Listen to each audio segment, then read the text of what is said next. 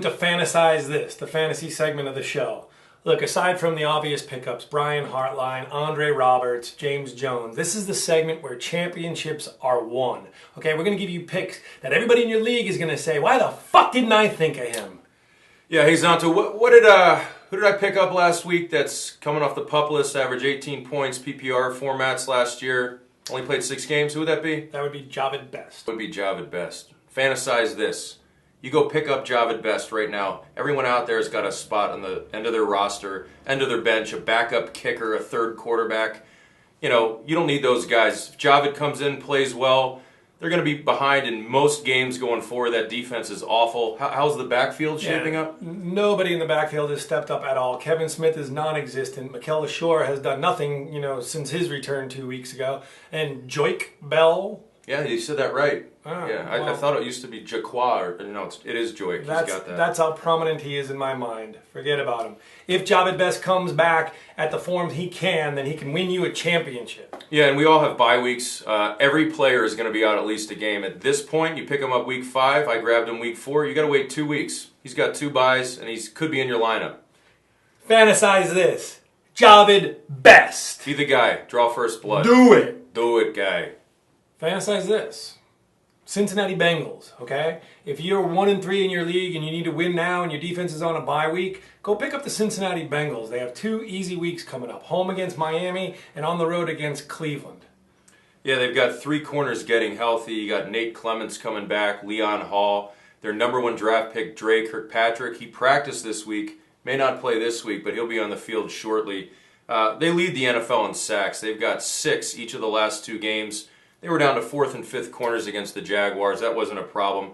And with that offense, teams got to catch up. It's a lot of 4th quarter picks and sacks, and I think they're looking good. Yeah, nobody in your league right now is looking at Cincy because they've only had 1 good week out of 4, but it was last week. Okay, so go out and pick Cincinnati Bengals. Fantasize this.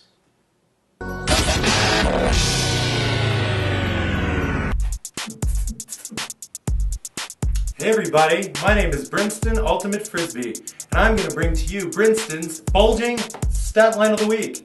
This week, we have to look no further, of course, than Big D. Tony Romo, I love his style, he is Romo-licious. However, he threw the ball 5 times where the other team took the ball. I don't get it. The balls are going out. They're getting close to the special scoring zone, and all of a sudden, 5 big burly bears are taking the ball the other way. I understand 2, 3 bears in a 60-minute session, but 5 is too much for any man. So, Tony, please, you have a bye week. Rest up, try to get things straightened out. As for now, this is Brinston Frisbee with the Bulging Stat Line of the Week.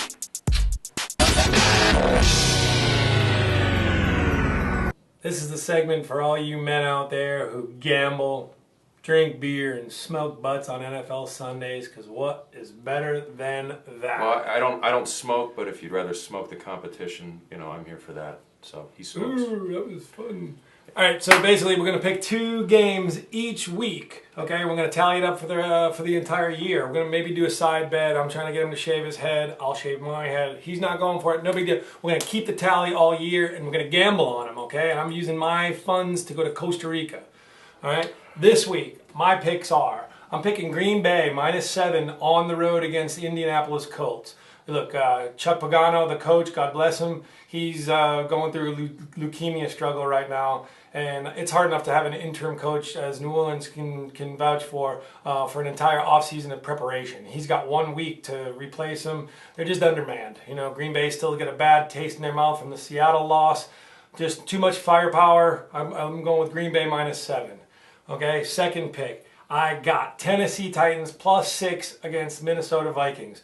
Tennessee's underachieving, Minnesota's overachieving. They got Matt Hassel smash, taking all the first team reps this week. He's a veteran, he's going to be prepared, just like Tennessee +6. Yeah, that Packers game may be a little tough without Greg Jennings, but they've got some other guys that can step up. My 2 picks, I actually like the Bengals. They've got the Dolphins coming to town. They're 3.5-point favorites.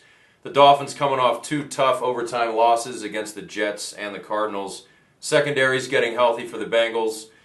Brian Hartline isn't catching anyone off guard, and Reggie Bush is still nursing that knee injury. He's not all the way back. A.J. Green and Dalton, the offense, are just too much. I also like the Saints. They're at home as well. They've got the Chargers. Drew Brees will not lose to the Chargers at home and go to 0-5, plain and simple. And Old Man Gates, pretty much their only weapon right now with Ryan Matthews being moved to the second team. Jackie Battle is a starter. He's a starter. Gates can't offset Graham's production. New Orleans, too much offensive firepower, and I think the Saints run away with this one. So there we go. Reed has the Saints and the Bengals. I have the Packers and the Titans. Got it. Till next week. Peace out.